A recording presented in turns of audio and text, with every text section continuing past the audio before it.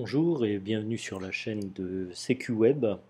Aujourd'hui, nous allons faire un test d'un VPN.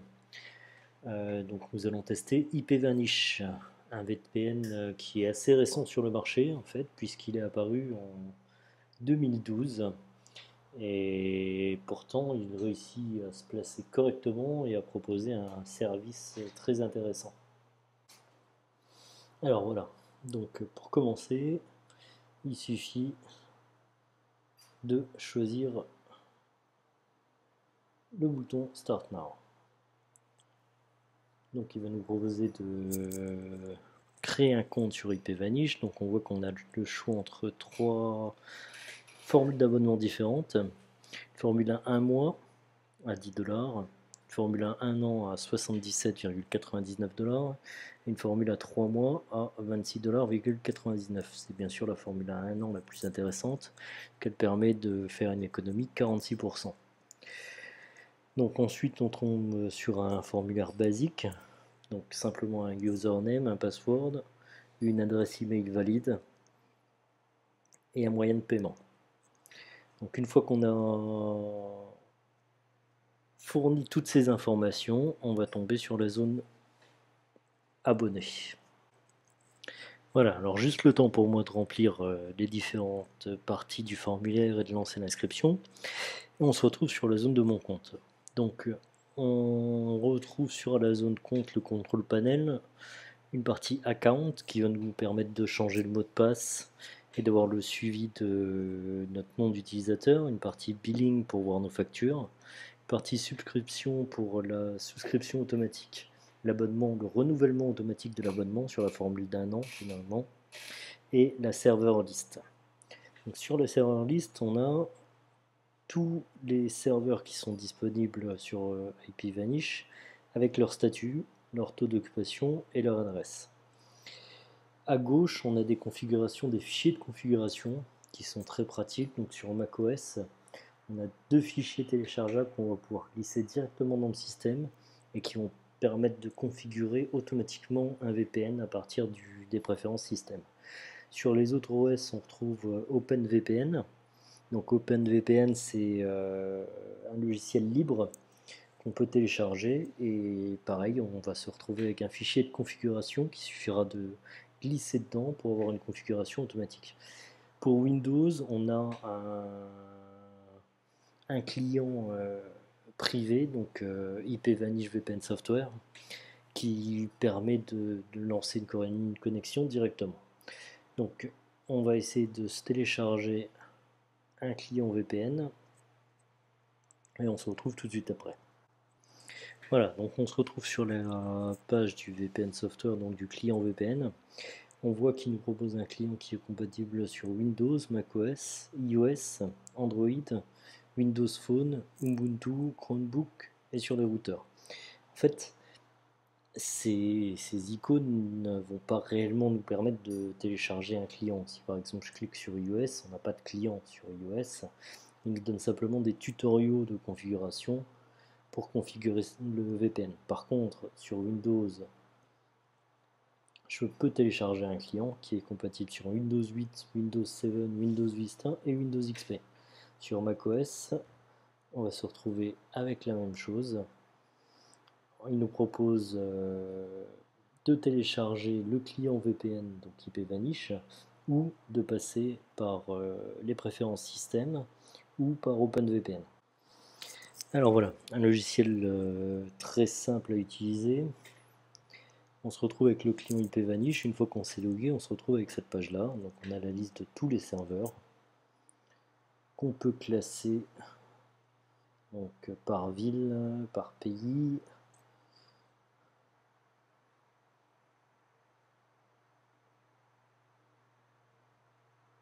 Et par temps de réponse. Donc qu'est-ce qu'on va voir dans les menus? Dans les menus, on a des choses très simples. Donc les mises à jour.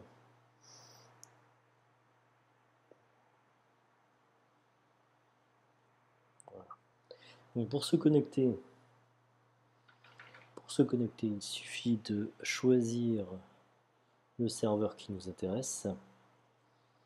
et de choisir le type de connexion qu'on veut mettre en place.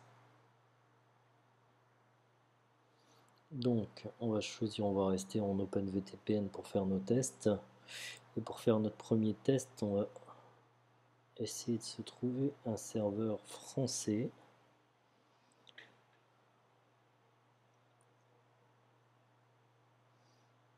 Voilà, on va se trouver un serveur français. On va se prendre un serveur français avec le moins de délai de réponse possible. Et donc on se connecte. Voilà, alors au bout de quelques secondes, il nous indique qu'on est connecté. Donc on est connecté à Paris FR avec une IP 81 171 107 81. Donc on va essayer de vérifier cette information d'abord. Voilà, donc what is my IP address? Donc on a bien 81 171 107 81. L'adresse que le VPN nous donnait avec une localisation à Paris. Donc on va se faire un premier test avec un serveur français qui va intéresser tous les expatriés. C'est-à-dire qu'on va essayer de voir la télévision en direct en passant par le VPN. Si on va par exemple sur le site de RMC Découverte et qu'on essaye de voir le direct, on va voir ce qui se passe. Voilà, donc après une longue page de pub, on peut voir que RMC Découverte fonctionne parfaitement. On peut même le mettre en plein écran et on voit qu'il n'y a aucun problème de lag. On peut réellement regarder une émission en direct sans aucun problème. D'ailleurs, pour compléter le test, je vous propose un autre petit test rapide. On va retourner sur IPVanish et on va se déconnecter du serveur français. Voilà, et puis on va choisir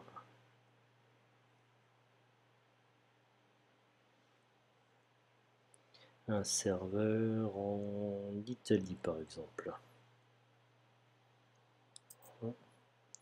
Attendre qu'il se connecte.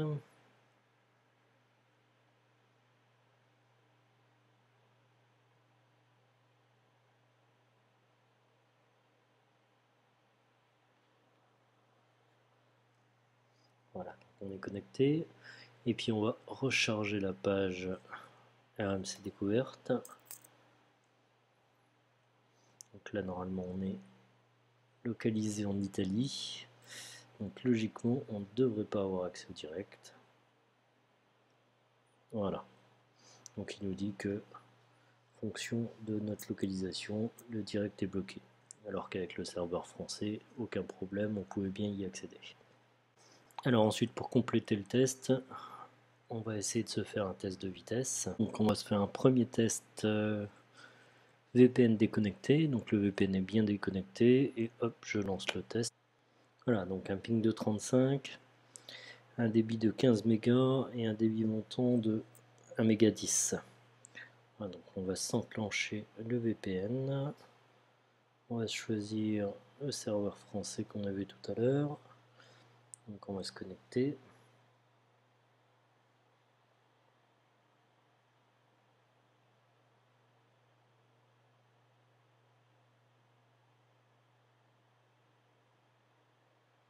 Voilà, on est connecté au serveur français. Et donc on va recharger la page du test. Voilà, donc il nous géolocalise bien à Paris. Donc avec l'adresse IP du VPN à 0,37. Donc c'est pas formidable, on a une perte qui est quand même assez importante par rapport à ce qu'on avait tout à l'heure. On était sur 15 mégas tout à l'heure. On a un débit qui est presque divisé par 5.